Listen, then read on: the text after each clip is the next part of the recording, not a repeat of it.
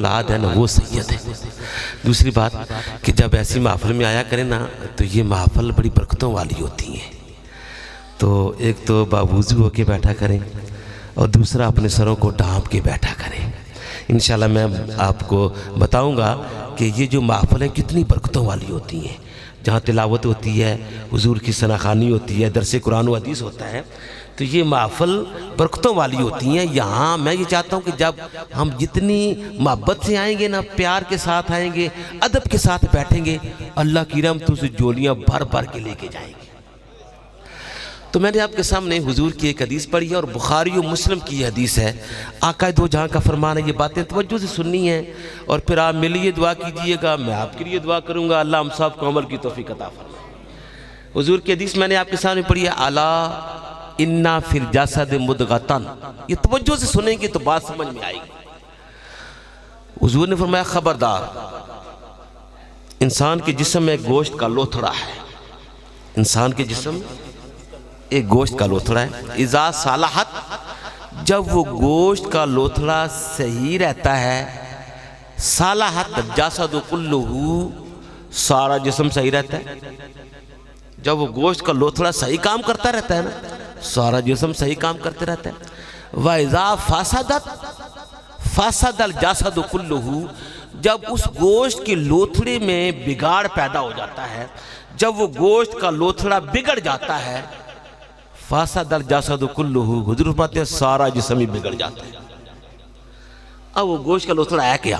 یہ بھی حضور کی حدیث کی زبانی سنیے۔ اب نے فرمایا الا وہی القلب، وہ گوشت کا لوتھڑا دل ہے، دل ہے۔ جب انسان کا دل صحیح رہتا ہے، اس کے قلبی اعمال، اس کے دل کے اعمال صحیح کام کرتے رہتے ہیں، تو پھر اس آدمی کی شخصیت لائق تحسین ہو جاتی ہے، وہ اللہ کا پسندیدہ بندہ بن جاتا ہے۔ جب وہ اللہ کا پسندیدہ بندہ بنتا ہے تو اس بندے سے معاشرے میں خیرات و حسنات کی بہار چلتی ہے، نیکیاں رواج پاتی ہیں، ہر طرف نیکیوں کا دور دورہ ہوتا ہے۔ اور جب اس دل میں بگاڑ پیدا ہوتا ہے، جب قلبی اعمال بندے کے درست نہیں رہتے، جب قلبی اعمال، دل کے اعمال بندے کے درست نہیں رہتے، اس میں حسد آ جاتا ہے، بغض آ جاتا ہے، کینہ آ جاتا ہے، نفرتیں جنم لیتی ہیں، کدورتیں پیدا ہو جاتی ہیں، تو پھر کیا ہوتا ہے؟ یہ دل کے اعمال گویا بگڑ رہے ہیں۔ اب جب اس کے دل کی اعمال بگڑے تو جو اس کی محفل میں بیٹھے گا اس میں بھی یہ چیزیں پیدا ہوتی جائیں گی، اور پھر وہی شخص فساد فی الارض، پوری زمین میں فساد کا سبب بن جائے گا۔ جو ان کی محفل میں بیٹھتے جائیں گے، جو ان کی محفل میں بیٹھتے جائیں گے، سب میں یہ چیزیں پیدا ہوتی جائیں گی، اور وہ شخص جس کے پہلے قلبی اعمال بگڑے تھے، فساد فی الارض، پوری زمین میں فساد کا سبب بن جائے گا۔ اب یہ دل میں فساد پیدا کیوں ہوتا ہے؟ اس کی دو وجوہات ہیں۔ پہلی بات، جب بندے کا اللہ سے تعلق بندگی کٹ جاتا ہے یا کمزور ہو جاتا ہے، اس میں فساد پیدا ہوتا ہے۔ دوسری بات، جب اللہ کے رسول حضرت محمد مصطفیٰ صلی اللہ علیہ وسلم کے ساتھ تعلق غلامی بندے کا کٹ جاتا ہے یا کمزور ہو جاتا ہے تو دل میں فساد پیدا ہوتا ہے۔ تو میں ایک بات عرض کروں گا کہ جب بندے کا اللہ کے ساتھ تعلق بندگی کٹتا ہے تو اس میں فساد پیدا ہوتا ہے۔ اب کٹتا کب ہے بندے کا اللہ سے تعلق بندگی؟ بندے کا اللہ کے ساتھ تعلق بندگی کٹتا کب ہے؟ کیوں کٹتا ہے؟ کمزور کیوں ہوتا ہے؟ اور جب کمزور ہو جائے یا کٹ جائے تو اس کا علاج کیا؟ بس یہ بات عرض کروں گا، دوسری کے بارے میں نہیں جاؤں گا، کیونکہ اگر اس کی طرف گیا تو بات کافی لمبی ہو جائے گی۔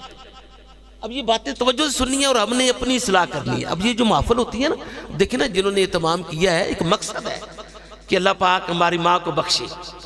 اگر کسی ایک نے بھی عمل کر لیا نا ان باتوں میں سے ایک نے بھی، تو نہ صرف مرحومہ کی بخشش ہوگی بلکہ ہم سب پہ اللہ کرم فرما دے گا۔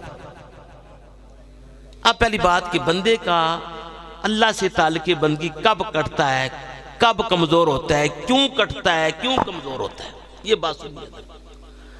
دو چیزیں ہیں، ایک ہے اللہ کی محبت، ایک ہے نفس کی محبت، دنیا کی محبت۔ میں انشاءاللہ اس بات کو آسان کر کے پیش کروں گا۔ ایک طرف ہے جی اللہ کی محبت، دوسری طرف ہماری نفسانی خواہشات ہیں، دنیا کی محبت ہے۔ اگر تو اللہ کی محبت دنیا کی محبت اور نفس کی محبتوں پہ غالب رہے گی تو اللہ کے ساتھ رشتہ بندگی بندے کا جمع ہوا ہے، ملا ہوا ہے اور مضبوط ہے۔ لیکن اگر نفسانی خواہشات غالب آ گئیں، اگر دنیا کی محبت اللہ کی محبت پر غالب آ گئی تو سمجھ لو اللہ کے ساتھ تعلق بندگی بندے کا کٹ رہا ہے، کمزور ہو رہا ہے۔ میں ایک حدیث کا سہارا یہاں پہ لے رہا ہوں، دیکھیں نا۔ اب میں حدیث میں بیان کرنے لگا ہوں، جب دنیا اور اللہ کی محبت کا مقابلہ آ جائے، ایک طرف اللہ کی محبت ہے، ایک طرف دنیا کی محبت، ان میں مقابلہ آ گیا، تو اگر اللہ کی محبت غالب رہی تو تعلق بندگی اللہ سے جڑا ہوا ہے۔ لیکن اس وقت اگر ہم نے شکست کھا بیٹھے، ہم دنیا کی محبت غالب آ گئی، اللہ کی محبت مغلوب ہو گئی، تو اللہ کے ساتھ تعلق بندگی آپ کا کٹ رہا ہے، کمزور ہو رہا ہے۔ حضور علیہ السلام اللہ کے آخری نبی، ایک وقت اس طرح تھا کہ ایسا وقت آیا حضور پہ کہ آپ ویسے تو ہر وقت ہی اللہ کے ذکر مشغول رہتے تھے نا، استغراق کی کیفیت حاصل تھی، اللہ کے ذکر میں مشغول تھے، استغراق کی کیفیت حاصل تھی اور مستغرق تھے اللہ کے ذکر میں، اللہ کی یاد میں۔ این اس حالت میں حضرت عائشہ صدیقہ رضی اللہ تعالیٰ عنہ، جو حضور علیہ السلام کی زوجہ محترمہ ہے، ابو بکر صدیق کی بیٹی ہیں رضی اللہ تعالیٰ عنہ کو، اور ساری ایمان والوں کی ماں ہیں، حضرت عائشہ صدیقہ نے حضور کو اپنی طرف متوجہ کیا۔ اب یہ بات توجہ سے سننی ہے، جب متوجہ کیا نا، حضور نے فرمایا من نانتے، تو کون ہے؟ حضور اس وقت یاد الہی میں مستغرق تھے اور استغراق کی کیفیت تھی۔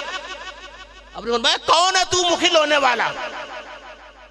حضرت عائشہ صدیقہ ڈر گئی، عرض کیا انا عائشہ یا رسول اللہ صلی اللہ علیہ وسلم، یا رسول اللہ میں آپ کی بیوی عائشہ ہوں۔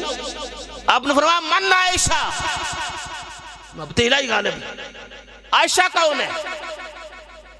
اللہ اکبر۔ حضرت عائشہ صدیقہ نے اپنے آپ کو سنبھالا، حیران ہو گئی یہ کیا معاملہ ہے؟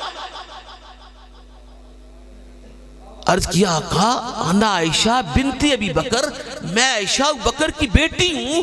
حضور نے فرمایا من ابی بکر، ابو بکر کون ہے؟ عائشہ صدیقہ گھبرا گئی، عرض کیا یا رسول اللہ ابی بکر ابن ابی قحافہ، ابی بکر ابن قحافہ کا بیٹا۔ آپ نے فرمایا من ابی قحافہ، ابی قحافہ کون ہے؟ یہ محبت الہی میں استغراق ہے، ہر چیز پیچھے ہٹ گئی ہے، محبت الہی غالب ہے۔ میں حدیث کا سہارا لے کے گفتگو کر رہا ہوں، ہر چیز پیچھے ہے، محبت الہی غالب ہے۔ من نبی قحافہ، ابی قحافہ کون ہے؟ عائشہ صدیقہ واپس آ، یہاں پہ عرفاء نے ایک روایت آگے اور نقل کی ہے کہ عائشہ صدیقہ کے دل میں خیال آیا، حضور سے پوچھوں من انتا یا رسول اللہ، یا رسول اللہ اس وقت آپ کس مقام پہ ہیں، آپ کون ہیں، یہ پوچھوں آپ سے۔ لیکن پھر میرے شاہ رحمت اللہ علیہ نے یہاں پہ بڑی پیاری بات کی، آپ نے فرمایا کوئی مثل نہ ڈھولن دی، چپ کر میرے علی تھے جا نہیں بولا۔ یہ حضور کا مقام وراء المرا ہے۔ حضرت عائشہ صدیقہ نے پوچھا نہیں ہے، دل میں خیال آیا، پوچھا نہیں ہے، یہ محبت الہی غالب ہے۔ اللہ قرآن فرماتا ہے نا وَالَّذِي خَلَقَكُم مِّن نَّفْسٍ وَاحِدَةٍ وَجَعَلَ مِنْهَا زَوْجَهَا لِيَسْكُنَ إِلَيْهَا۔ اللہ فرماتا ہے وہی اللہ ہے، وَالَّذِي خَلَقَكُم، جس نے تمہیں پیدا کیا، وَجَعَلَ مِنْهَا زَوْجَهَا، اور تمہیں ایک مرد سے پیدا کیا، وہی اللہ جس نے تمہیں ایک مرد سے پیدا کیا، وَجَعَلَ مِنْهَا زَوْجَهَا، اور اسی سے اس کی زوجہ کو پیدا کیا۔ آپ کو پتہ ہے آدم علیہ السلام کو مٹی سے بنایا گیا، اور یہ انسان کی تکریم کتنی ہے کہ اللہ فرماتا ہے خلقت بیدیا، کہ میں نے اپنے ہاتھوں سے آدم کی خمیر کو گوندا ہے۔ خلقت بیدیا، ایمان والو جس کو قدرت والے ہاتھ رکھ جائیں اس کی عظمت کا کوئی ٹھکانہ ہے، انسان کی بڑی تکریم ہے۔ اور پھر آدم علیہ السلام سو رہے تھے تو آپ کی بائیں پسلی سے، یہ پسلی ٹیڑھی ہوتی ہے نا بھئی،